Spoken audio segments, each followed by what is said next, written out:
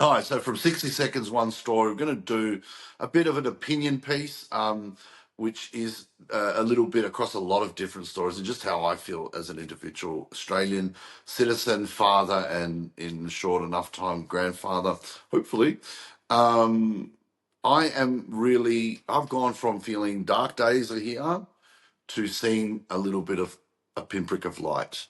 And a lot of the people that I follow to get the news are not there yet, but I can see it because I'm an Australian citizen. I'm also a Greek citizen, um, and I have four children, three of which are now vote, and one of which soon enough she'll be voting as well. And a lot of years of experience of academic research, and I've done a lot of marketing work too. So I'm pretty switched on with how things work.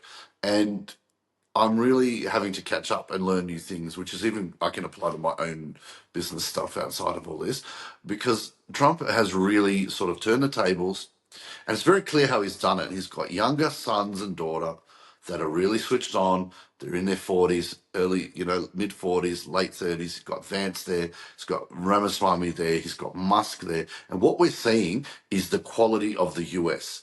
When I was young, people always talked about the quality of the US, and we have not seen it for a long time. And now we're seeing it bubble up to the surface. This Greenland thing, that's amazing because I didn't know this, but the Arctic is probably the richest place in the world at the moment. And probably it looks like the US were hoping to get more out of Ukraine, and this was their next stage after that.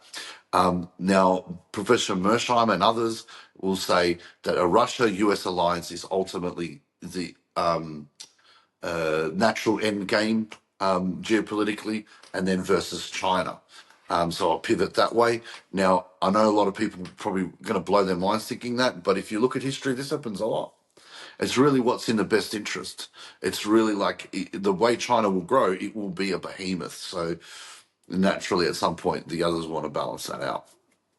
So I'm really impressed with what's happening. And as an Australian taxpayer, and as I'm a proud Australian, I have been feeling very uncomfortable about the alliance with the US. But if they keep playing this sort of hand of let's cool this crappy war down, let's get back to competing and security and growing and showing leadership. So we're happy for money to go to the US if there's solid leadership that we know is gonna help us win. People have got no problem paying for winners. That's the thing that people need to always keep in mind. If you're a bit younger, you don't know much about the world, people have no problem forking out for winners if they're going to be on the winning team. And if they see the other team's going to be the winning team, usually they're going to go that way. Rat sinking ship. So watch this space. I'm very comfortable. I'm learning new things. I'm watching the Trump team operate, and they're doing things very differently. They're using all the media, and they understand the media better. I do want to sort of finish on this one thing, which is a big passionate thing of mine, a bit of a nerdy thing of mine. I've been following the US and studying the US for about 10 years, personally, not through an institution. I've learned a lot. And what I've noticed is that Biden, Hillary Clinton, all these people, they have no idea how the internet works. They don't understand social media.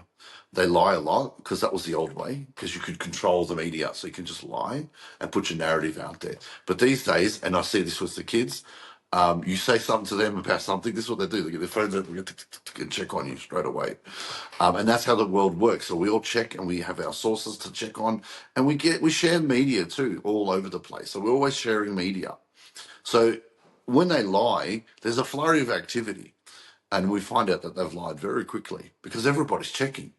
But it seems that the way the Trump administration is going to run things is to dominate the trending, keep the trends dominant on what they want to say. So they drive the conversation. So that way they don't have to lie. They don't have to. They'll probably go a little bit more like what the Russians and Chinese do. They just won't talk about what they don't want to talk about, and they'll drive the narrative through trends. But it has to be big. And so that's, landing the Trump plane in Greenland, that changed the game.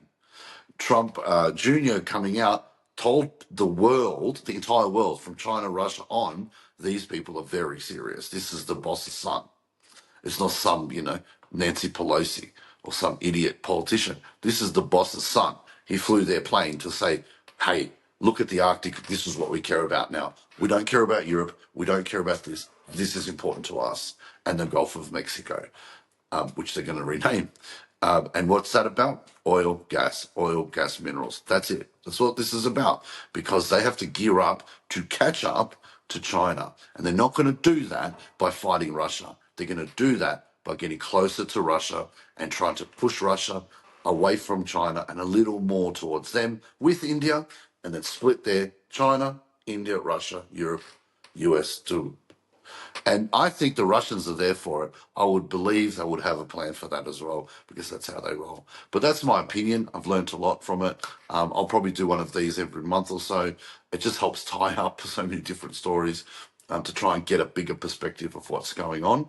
But the bottom line is, if you're scared of a nuclear exchange or a global kinetic war where 100 million people are going to die, of which I've always wondered, it's been on my mind. I think we can take that down quite a few notches, even before anything happens. We can sort of go, okay. We can see where the path will be towards peace and towards a new security arrangement. Because remember, US, China, they don't want a direct war, but they're going to compete like MFs. All right. And this is part of it. So we should be all here for it. Let's be positive, because I think it's going to be a great year.